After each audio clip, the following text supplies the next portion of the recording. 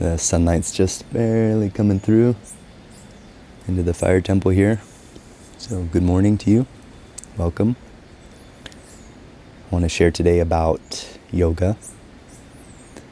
And in specific, I want to talk a little bit about what's missing from modern yoga. So if you're anything like me and you're a practitioner of yoga, I've been practicing for the past 11 years. I've been teaching for 10. And in my studies and what I've found in terms of looking at the traditional teachings from the science of yoga, and specifically with Hatha Yoga, what I've discovered is that the original form and the original practices, which we could argue that all modern yoga today is influenced by the ancient forms, they are quite different today, right? The practices we do that we call yoga today are quite different. And for those who are interested in the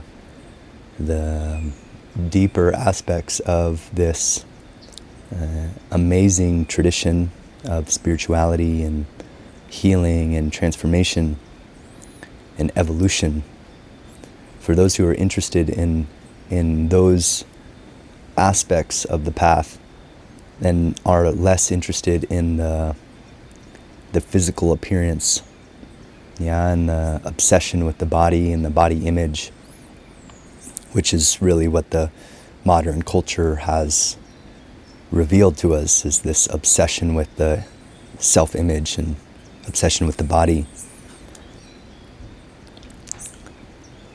But if you're interested or curious about the more original forms and original teachings and how they were intended, then chances are you feel like there's something missing from modern yoga.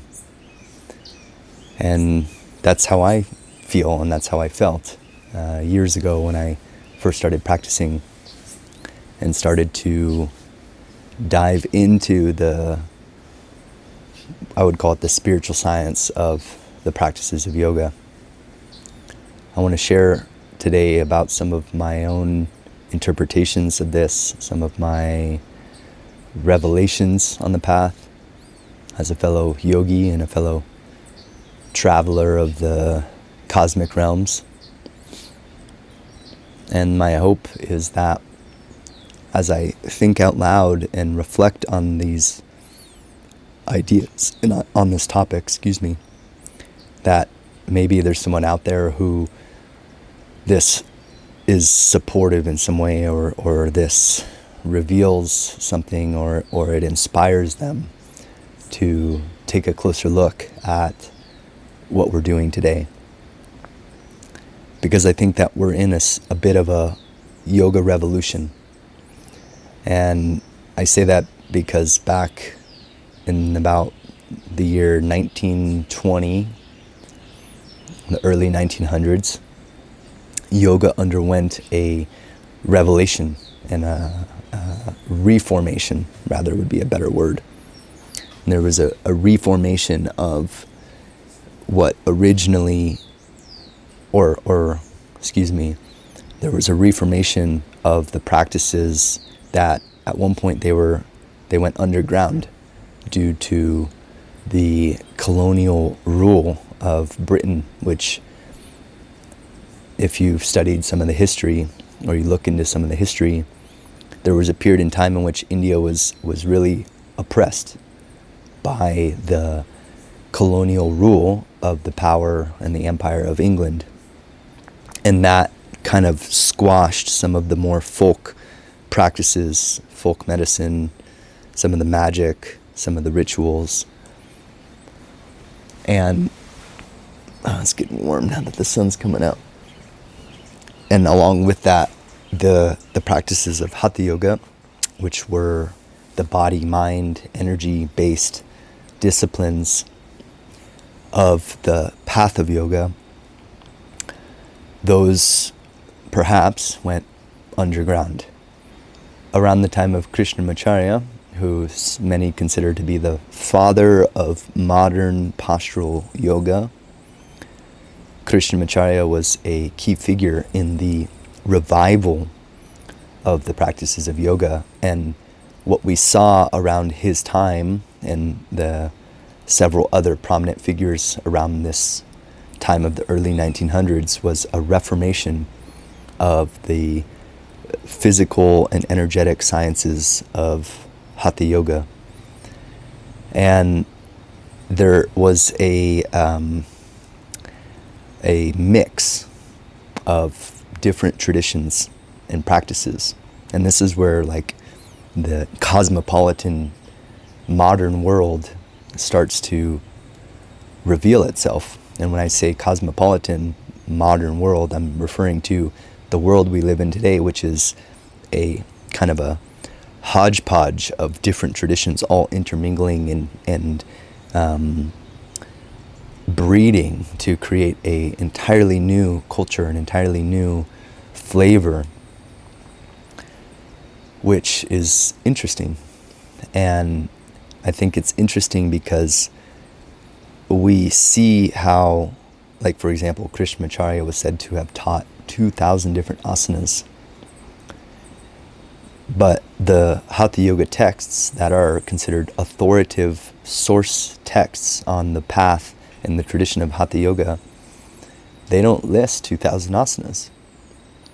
They are very minimal in their exposition on the postures.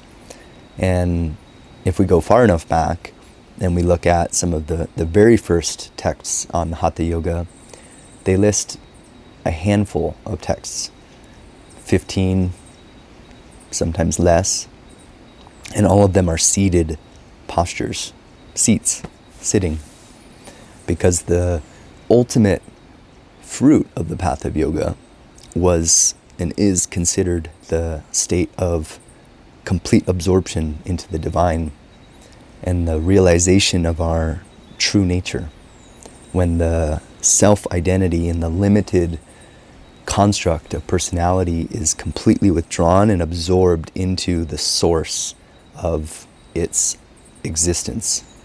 And I think about that for a moment. When the ego is no longer perpetuating its self-referencing narrative, which includes all of our stories about ourselves and who we think we are and what we think the world is, when that's no longer being perpetuated and all of that energy, instead of being cast out and projected to perpetuate the continuity of our sense of self, and that energy is withdrawn, and then the as they say in the Yoga Sutras, the seer, right, the consciousness behind that, then abides in its own true nature.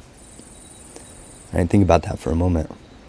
And we're talking about transformation, the cycle of birth, life, death, as a cycle, but not as a physical thing, but as an energetic thing. Because the birth of something can occur on the level of the mind, the birth of an idea. And it might be an idea I have about myself, which ends up, if I continue that idea, it ends up being a story and a narrative that I then act upon, and I behave as if I am that thing that I am thinking about. So that's, right, there's the birth, the inspiration of the thing, and then there's the continuity of the thing, which is the life. And then eventually, if I reach a point where that idea or that story is no longer serving me and I'm able to let go of it, like really truly let go of it, then the energy that has been perpetuating that is reabsorbed back into the self, where it emerged in the first place. So there's this raw source material inside that moves outward into the world to create and be for a time, and then at some point that energy that was cast out to create is reabsorbed, and the cycle continues. Right? So this is a little bit of the philosophy and maybe the metaphysics and how I understand what's happening in the path of yoga and how it relates to transformation, because the practices of, like we're talking about Hatha Yoga, the breath, body, mind disciplines are designed to help us learn about and manage the flow of this energy between ourselves and our environment, and ultimately learn how to, through the processes of bandha and mudra and pranayama and kriya, to purify those channels, the way that the energy is flowing in us and through us, so that we can bring that energy into balance and then eventually circulate it entirely inside. So that energy is no longer going out. It's no longer leaking.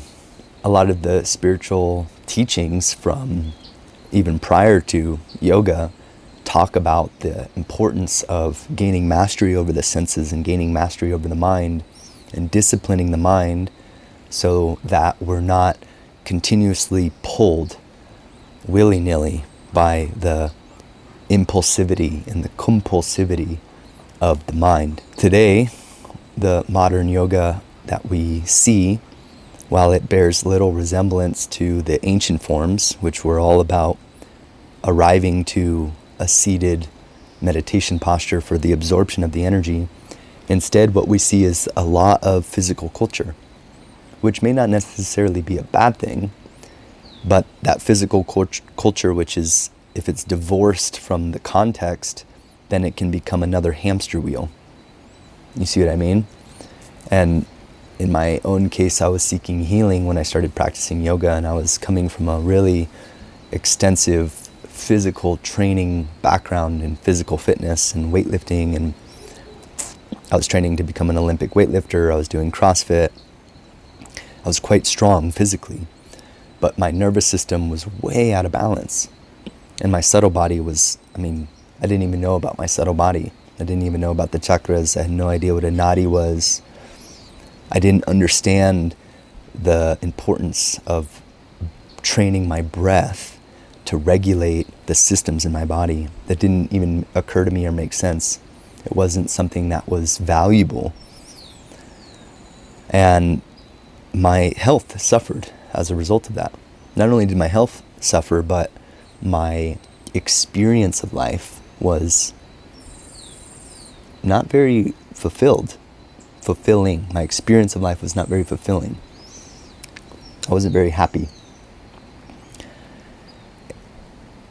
I find it to be really fascinating that we can know that there's something about ourselves that we want to change, and yet remain oblivious to the actual work required to do the change. You know what I mean? Like, change is hard. It is. It's very hard. It's uncomfortable. It is, it requires a lot of patience, a lot of self-compassion, self-love, in order to really change, to really transform. And I think that if we're practicing yoga today, then the chances are we want to change. We want to transform. At least that's how it was for me. But if we're doing the practices from a misaligned perspective, not understanding really the context for what we're doing and why we're doing it and how we're supposed to do it in order to get the result of the transformation and the change that we're looking for, then maybe we're just wasting our time. I don't know. For me, it took me like a year of practicing every day to realize what I was oblivious to, what I was ignorant of.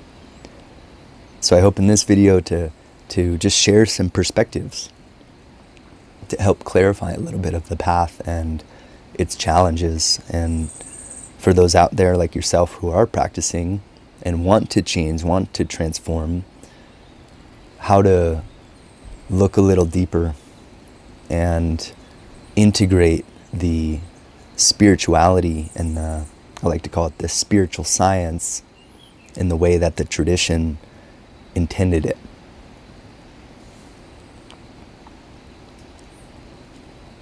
So yeah, what are we doing? Why are we doing it? How are we doing it? Are we on another hamster wheel? Are we perpetuating the self-image that we're desperately trying to transform in ourselves? Are we actually growing?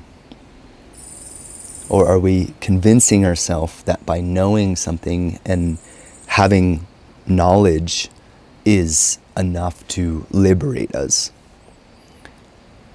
I think that it can be very easy to fall into the trap and the self-delusion, which is quite difficult to get out of. But the practices and the art of Hatha Yoga as a science of transformation by working with breath, by working with body, by working with energy, specifically for the release of the attachments that we have, to free us from those attachments so that our energy can end up being balanced and our mind can become quiet enough to hear the sound of the soul. That's a really interesting and empowering journey and an adventurous journey to take. So with that, I bid thee farewell. If you'd like to practice with me, I'll leave a link up here to a practice of traditional Hatha Yoga. I'll see you there.